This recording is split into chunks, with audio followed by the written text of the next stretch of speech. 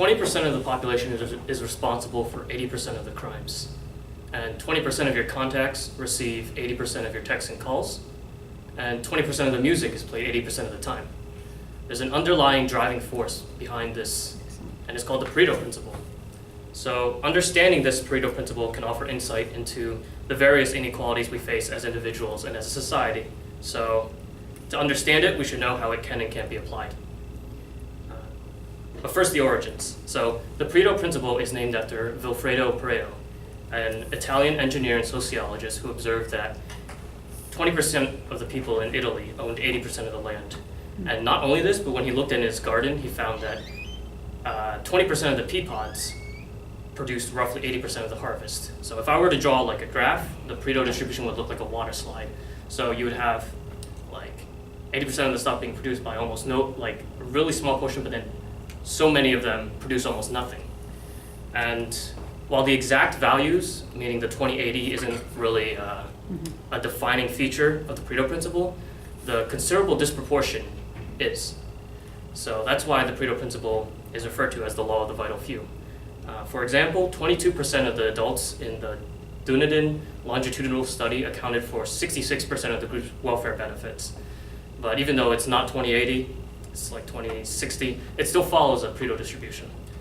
And the Pareto principle, and this is a distinction that you have to be really clear about, the Pareto principle does not just apply to the distribution of things. It also applies in the production of things. So think of it as a vital few of the causes are responsible for most of the results. And I'm sure some of you became aware of this when you had to do a group project. So how can it be used?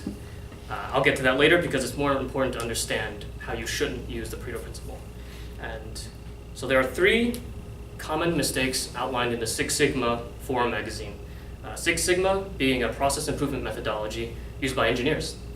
And the first one is believing that the Pareto principle must apply to every situation that looks like it does. And even if the Pareto principle appears to apply, like you have a graph like this, you still have to look for lurking variables that might be skewing the data. And number 2, it also pertains to data, overlooking the manner in which the data has been classified. So if somebody who came up with the data or gathered the data intentionally tampers with it to try to display a Pareto distribution, you can't draw conclusions from it. Do not manipulate data to suit your purposes. This is a fundamental rule in statistics. And 3, focusing only on the top contributors.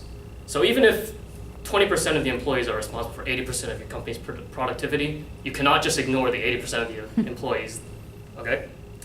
And so I'm gonna go over some real-world examples of how the Pareto principle has been used, and hopefully this will give you some ideas about how you can apply it yourself. These are pretty interesting. So back in 2002, Microsoft found that 20% of the bugs caused 80% of like the errors and crashes within Windows and Office. And in addition to this, they also found that the users only used 20% of the features in the applications 80% of the time. Armed with this knowledge, this allowed Microsoft to recognize where they should prioritize their debugging. So in more personal terms, it goes along like if you can identify the characteristics of the vital few things that are causing most of your problems, you'll be better equipped to solving them. Another example I found was in a brochure handed out to Northway Bank's management. And they urged managers to recognize when it's appropriate to use the Pareto principle to optimize workplace efficiency. And one of the examples they gave was in the realm of time management.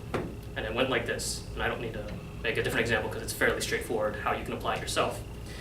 If 80% of the results are achieved in 20% of the time, then getting the whole 100% finished might take 4 times as much effort.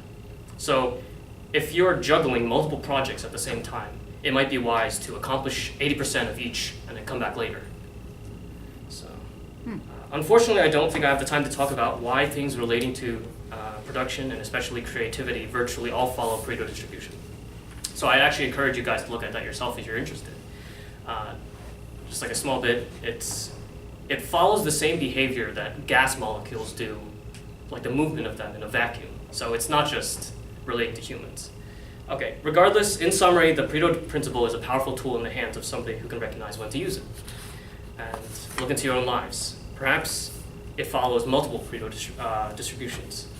Do you feel that only a tiny fraction of your day accounts for the majority of the utility or satisfaction that you get out of it? And in a way, this is natural, but perhaps you wish to change it. Identify the characteristics of what time well spent is for you, and see if you can maximize it without sacrificing too much.